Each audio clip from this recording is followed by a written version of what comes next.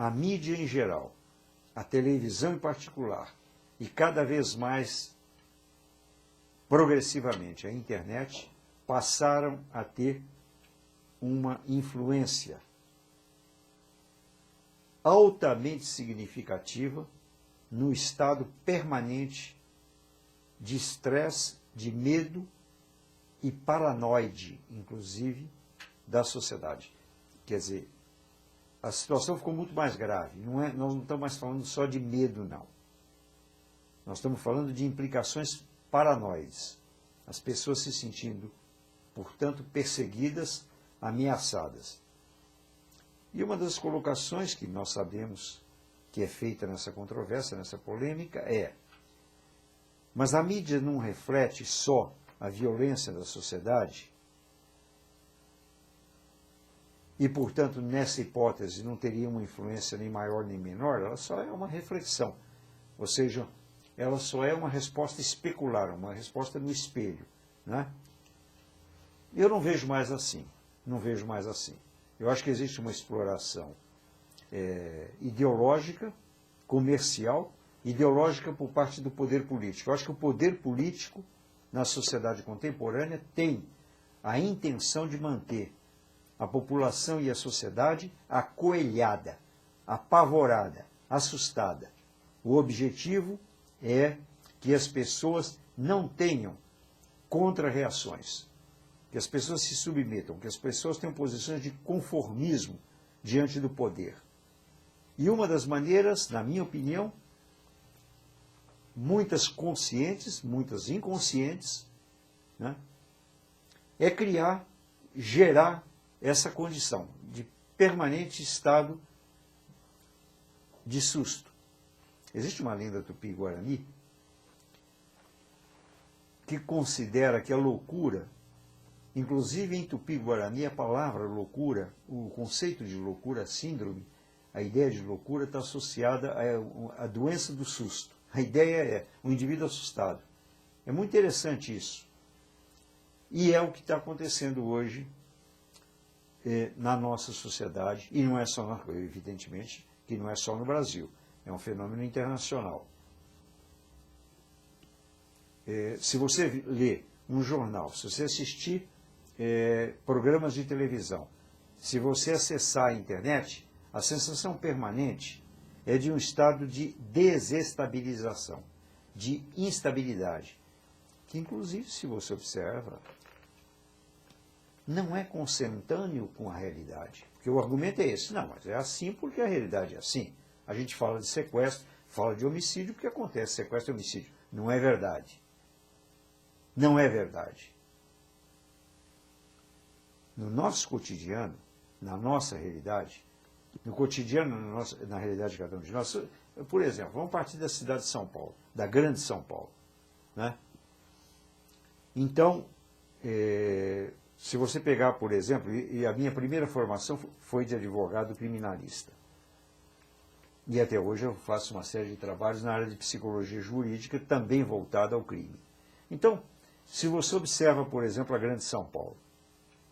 A Grande São Paulo é um acampamento extraordinário, horizontal e vertical, de milhões de pessoas. A Grande São Paulo, ela congrega maior número de habitantes do que uma grande parte da Europa na Idade Média. Só aqui, na Grande São Paulo.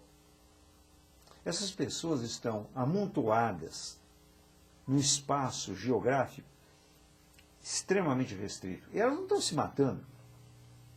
As pessoas não estão se matando na rua. Existe um índice de criminalidade alto? Existe. Existe. Nos Estados Unidos, por exemplo, 10% da população está recolhida penitenciária. É um número absurdo. O sistema capitalista, ele não encontrou ainda uma fórmula de resolver a questão do crime. E não resolveu por quê? Porque a sociedade capitalista, ela está erguida num sistema de exploração que joga, inevitavelmente, uma parte da população num processo de transgressão. Então vocês vejam que o medo acaba se transformando numa espécie de mainstream, quer dizer, no espírito do nosso tempo. E eu acho que desarticular esse medo, desmistificar esse medo, é um processo ideológico importantíssimo. Responder a esse medo, se negando a entrar nesse medo, que é o terrorismo, na minha opinião, da mídia. Existe um terrorismo midiático. Hoje você, e nós sabemos disso, surge um escândalo. A sensação qual é? De que através daquele escândalo, por exemplo, eu venho acompanhando isso, vocês sabem disso, muito de perto, porque normalmente eu tenho sido solicitado para opinar. Então, acontece um crime. Eu me lembro agora aquele crime que foi chamado crime da madrasta, né? Que um casal foi acusado de ter matado a criança. Matou ou não matou? Até hoje permanece a dúvida. Agora, a população foi jogada naquela situação numa autêntica crise humana em absoluta profundidade. Eu recebi aqui dentro do consultório pais que diziam: meu filho está com medo de eu matá-lo. Meu filho está com medo de eu matá-lo. Porque diariamente nós vimos pela televisão esses programas sensacionalistas dizendo pai que mata o filho, mãe que mata o filho, e assim por diante. Sem nenhum respeito à sensibilidade dos telespectadores, do ser humano, da criança, do adolescente, do pai, da mãe que está assistindo, sem nenhuma explicação em profundidade. Quer dizer, convoca um sociólogo, um psicólogo, ele fala 2 minutos, 3 minutos, muitas vezes fala de maneira, inclusive, irresponsável, leviana, né? Tem pessoas que chegam para mim e me perguntam: mas por que o senhor concorda em ir no programa sensacionalista na televisão, programa XY, que é um programa trash, um programa de barraco e assim por diante?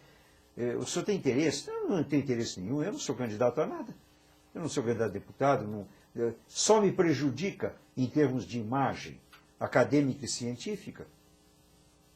Eu faço isso no exercício da cidadania responsável. Porque eu sei que se eu não for, provavelmente irá alguém que vai dizer nulidade, banalidade, desinformação, que é o grande problema que gera medo na população. Nada gera mais medo no indivíduo do que ele ficar mal informado ou desinformado. A informação superficial ela é extremamente perigosa e ela caracteriza a nossa mídia. Uns anos atrás, uma comissão do Congresso americano convocou um grupo de psiquiatras, psicólogos, sociólogos, dirigido pelo Dr. John Spiegel. Eu fiz um trabalho sobre isso num congresso mundial de neurologia, psiquiatria e psicologia.